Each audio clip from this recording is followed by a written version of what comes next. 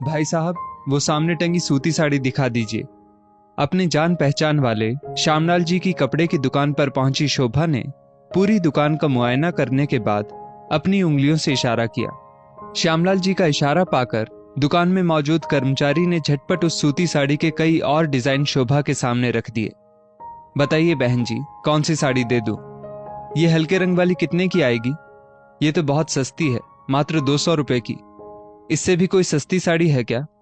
नहीं बहन जी, ये हमारी दुकान की सबसे सस्ती साड़ी है। ठीक है, आप इसे पैक करवा दीजिए। शोभा ने मुस्कुराते हुए उस साड़ी को अपने हाथों से दोबारा छूकर देखा। शोभा के चेहरे के भावों को समझने की कोशिश करते श्यामलाल जी ने अचानक यूं ही पूछ लिया, किसी को देने के लिए ले रही हैं? जी, कल मेरी सासू माँ का जन्मदिन है। अच्छा अच्छा, समझ गया। तभी आपकी जेठानी भी आज हमारी दुकान पर साड़ी लेने आई थी। वो मुझसे पहले आकर साड़ी ले गई? शोभा के आश्चर्य का ठिकाना ना रहा, लेकिन श्यामलाल जी ने बड़ी सहजता से बताया, हाँ, थोड़ी देर पहले ही वो लेकर गई है, एक बढ़िया सी साड़ी। मेरी जेठानी सासू माँ के लिए कैसी साड़ी लेकर गई है? क्या आप मुझे दिखा सकते हैं? हाँ हाँ, क्यों नहीं। शोभा की जिज्ञासा देखते हुए श्यामलाल जी इस बार कर्मचारी को इशारा करने की जगह खुद ही उठकर गए और कई सारी महंगी साड़ियों की डिजाइन उठा लाए।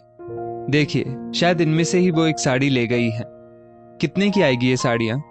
सुंदर सुंदर साड़ियों के डिजाइन देखकर शोभा का जी ललचा गया, लेकिन श्यामलाल जी बोले, ये साड़ियां तो 1000-1200 तक की आएंगी। एक काम कीजिए, ये सूती साड़ी रहने दीजिए, आप मुझे इनमें से ही एक साड़ी दे दीजिए। जी बिल्कुल, ले जाइए। ये कहते हुए श्यामलाल जी ने सभी साड़ियों को एक एक कर शोभा के सामने रख दिया। ये आसमानी रंग वाली साड़ी पैक करवा दीजिए पहले।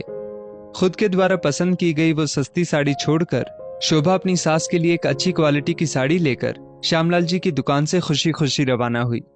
श्यामलाल जी बाकी बची साड़ियों को अभी समेट ही रहे थे कि सामने से आ रहे ग्राहक पर उनकी नजर पड़ी। आइए आइए, कहिए क्या दिखा दूं? मेरी देवरानी यहां से साड़ी लेकर गई है ना?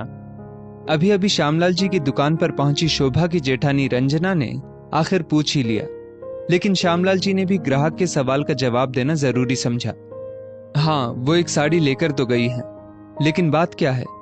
वो जैसी साड़ी लेकर गई है ना, उससे बढ़िया साड़ी आप मुझे दिखाइए। जी अभी लीजिए। ये कहते हुए श्यामलाल जी ने दुकान में मौजूद कर्मचारी को इशारा किया, नई आई सिल्क की साड़ियों वाला बंडल उठा लाओ। सिल्क की साड़ियां तो बहुत महंगी आएगी ना?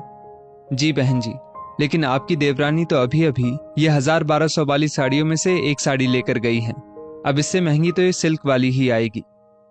अच्छा कोई बात नहीं, आप दिखाइए, दाम से मुझे कोई फर्क नहीं पड़ता। ये कहते हुए शोभा की जेठानी रंजना भी अपनी सास के लिए एक महंगी सिल्क की साड़ी लेकर श्यामलाल जी की दुकान से रवाना हुई। पल भर में एक ही परिवार से आए दो अलग अलग ग्राहकों को झटपट दो महंगी साड़ियां बेचकर निपटा चुके श्यामलाल जी को गौर से देख रहे उस दुकान के कर्मचारी गोपाल से अब आखिर रहा नहीं गया। मालिक, आपने इनकी देवरानी से झूठ क्यों बोला? क्या झूठ बोला मैंने? गोपाल की हैरानी देख श्यामलाल जी मुस्कुराए, लेकिन गोपाल ने अपनी जिज्ञासा श्यामलाल जी के सामने रख दी, यही कि उनकी जेठानी पहले ही आकर साड़ी ले गई है।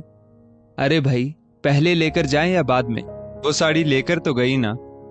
हाँ मालिक, लेकिन आपको झूठ बोलने की क्या जरूरत थी? गोपाल की जिज्ञासा अचानक चरम पर पहुंच गई और उसकी जिज्ञासा को देखते हुए श्यामलाल जी ने अपनी जान पहचान वाले उस परिवार की अंदरूनी परिस्थितियों से गोपाल को रूबरू कराना जरूरी समझा। बेटा, अगर मैं झूठ नहीं बोलता तो इनकी देवरानी अपनी सास के लिए वो 200 रुपए वाली सस्ती 3rd क्लास साड़ी ही ले जाती, और ये भी अपनी सास के लिए सिल्क की साड़ी कहाँ खरीदने वाली थी। ये दोनों देवरानी जेठानी अपनी सास के लिए उनके जन्मदिन पर 200-400 से ज्यादा की साड़ियां नहीं ले जाती। गोपाल अपने मालिक की बात गौर से सुन रहा था और श्यामलाल जी उसे आगे बताने लगे। जिस माँ ने हर सुख त्याग कर अपने दोनों बेटों को पढ़ाया लिखाया और उन्हें हर खुशी देने की कोशिश की, उस माँ को उसके जन्मदिन पर इतनी खुशी तो मिलनी ही चाहिए, है कि नहीं? अपने मालिक के शब्दों का मर्म समझ चुका गोपाल मुस्कुराया। वो मन ही मन सोचने लगा कि वास्तव में खुशी देने वाले की भावनाओं को देखना चाहिए, बाकी सच और झूठ का फैसला भगवान पर छोड़ देना चाहिए। दोस्तों, इस स्टोरी को लेकर आपकी क्या राय है? नीचे कमेंट करके जरूर बताइएगा, और ऐसी ही और भी बेहतरीन वीडियोस के लिए हमारा पेज जरूर फॉलो करें। धन्यवाद।